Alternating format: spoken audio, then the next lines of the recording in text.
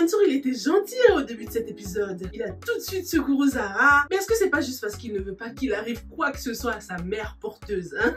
Mansour, lui, il pense que bébé, bébé, bébé. Son obsession, c'est les petits-enfants. Il veut en avoir à tout prix. Et c'est pour ça, d'ailleurs, que ça l'a étonné de voir les pilules contraceptives dans la boîte à médicaments. Bah oui, je pense que Badara et Zara ne lui ont pas donné trop de détails sur tout ça. It's none of his business de toute façon. Donc ça l'a sûrement un peu bouleversé hein, de voir ça. En tout cas, maintenant qu'il a trouvé les coordonnées du gynécologue de Zara, il va essayer de le contacter, hein, ça c'est sûr, pour en savoir plus et tout. Mais il oublie qu'il y a le secret médical. Hein. Ce gynéco risque de ne rien lui dire. Espérons qu'il va rester professionnel. Hein. D'après ce qu'on nous a montré, quand même, ça a l'air d'être un pro. Espérons que Mansour ne va pas le convaincre de changer l'ordonnance de Zara, lui proposer des pilules qui vont lui permettre de tomber enceinte ou un truc comme ça. Non, ce serait trop tordu quand même. Donc on découvre que Zara n'est pas enceinte puisqu'elle prend la pilule. Le sujet des moyens de contraception n'avait pas encore été abordé. J'aime bien le fait qu'ils aient pris la peine d'en parler et j'ai beaucoup aimé qu'on nous présente un gynécologue masculin dans la série. En plus il était hyper professionnel, hyper bienveillant parce que certaines femmes sont plus à l'aise lorsque la gynéco est une femme. Donc là c'était intéressant de nous montrer que même les hommes peuvent faire ce métier avec respect. Dans cet épisode, on voit que Assi nous montre un peu plus de personnalité.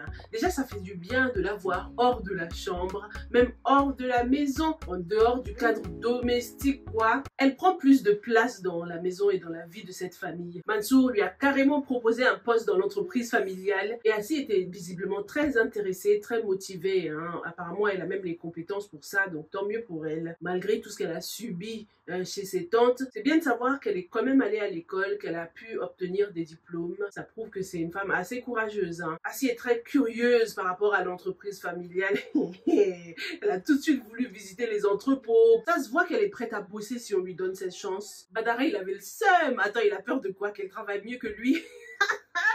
Il a peur de la concurrence, hein, Badara. Il disait qu'il était mécontent parce qu'il aurait aimé que son père lui parle de cette décision avant. Badara, tu devrais être habitué maintenant à ce que ton père prenne des décisions sans t'en informer. Arrête de jouer au frustré comme si c'était une nouveauté. Ce choix de Mansour d'embaucher Assi dans l'entreprise familiale est assez révélateur quand même, hein, parce que ça nous montre déjà que le problème de Mansour, ce n'est pas qu'une femme ait une vie professionnelle, obviously. Parce que de toute façon, il se comporte avec Zara, on a l'impression qu'il a le seum qu'elle travaille, il a le seum qu'elle soit ambitieuse, qu'elle ait une carrière. C'est un choix assez sournois aussi de la part de Mansour, hein, parce qu'en proposant ce poste à Assi, c'est comme s'il voulait mettre Assi et Zara en constante compétition, comme s'il voulait envoyer un message à Zara du genre, tu vois, tu peux très bien être une femme soumise et également avoir une vie professionnelle. En tout cas, on va voir lorsque Assi va commencer à prendre le goût du travail là. Quand Zara est rentrée chez elle et qu'elle a vu que sa photo avait été décrochée, ça c'était vraiment la cerise sur le gâteau. Elle était hors d'elle. Mais ça sert à rien de t'en prendre à Assi, franchement, Zara. Je veux vraiment pas qu'on tombe dans ce truc de rivalité féminine boring là, j'en ai marre de tout ça. C'est normal d'avoir tapé un scandale, mais je trouve qu'il y a d'autres moments où Zara aurait pu se révolter et qu'elle ne l'a pas fait, quoi. Je pense que là, elle était vraiment fatiguée hein, par tout ce qui se passe en ce moment. Elle a fait son malaise, elle a eu sa consultation, c'est overwhelming. Et on le voit aussi dans le jaune, hein, qui représente souvent, qui symbolise souvent le malaise et des choses négatives par moment. La réaction d'Assi était quand même assez étrange hein, pendant cette scène. Elle n'a pas essayé de se défendre, elle n'a pas beaucoup réagi. Elle a juste crié sur sa cousine, comme si justement c'était cette cousine qui avait accroché, qui avait eu l'idée d'accrocher cette photo-là. C'est sûrement un cadeau qu'elle lui a ramené. Hein. Ça se voit que c'est pas Assi qui est derrière tout ça. La cousine d'Assi a l'air très belliqueuse. Hein. Elle prend tout de suite la défense d'Assi, ce qui est normal, mais ça se voit qu'elle ne se doute pas du tout hein, de ce qui se passe dans cette maison. Ça se voit que c'est certes une cousine, mais pas une confidente d'Assi, quoi. Pas sa meilleure amie, genre. D'ailleurs, elle a pas de meilleure amie, hein, Assi. D'amis tout court, même. On nous apprend qu'elle a un bon CV, elle a des diplômes,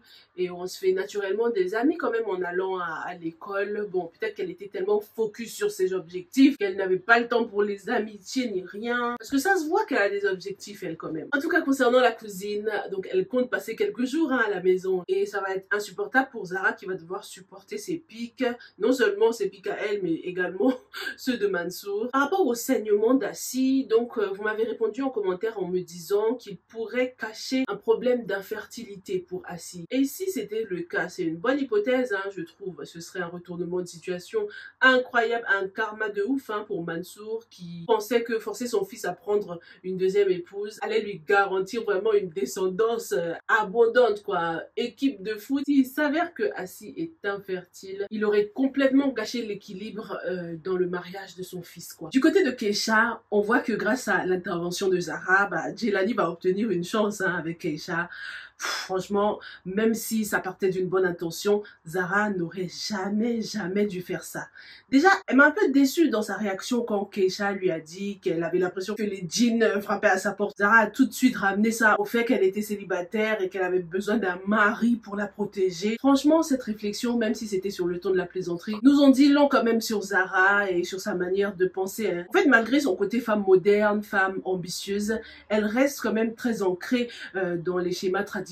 Elle pense qu'il faut que Keisha soit en couple pour se sentir en sécurité. Et c'est de là que vient aussi son erreur avec Jelani. Je trouve qu'en tant que meilleure amie, elle aurait dû se renseigner un peu plus sur lui avant de le recommander. Jelani sait que Zara est la meilleure amie de Keisha. Il a également réussi à savoir où elle habite pour venir lui déposer son petit cadeau, là, la petite vidéo, mais ça fait peur. Et en retour, Zara et Keisha ne savent presque rien de lui, à part oui, il travaille chez Farah Moto là, et qu'il aime les motos. Keisha, ça se voit que c'est quelqu'un qui a un passé douloureux avec les relations amoureuses. Donc Zara aurait pu être un peu plus prudente. Ce n'est pas parce qu'un homme est romantique que ça veut dire qu'il est forcément sain, quoi. C'est vraiment le côté romantique de Jelani qui a pris le dessus sur la sécurité, sur tout, quoi. Dites-moi ce que vous avez pensé de l'épisode et de l'attitude de Zara, mais également de celle de Assi, ce personnage qui prend de plus en plus de place dans cette famille. Merci beaucoup et on se retrouve dans la prochaine. Stay safe and stay blessed.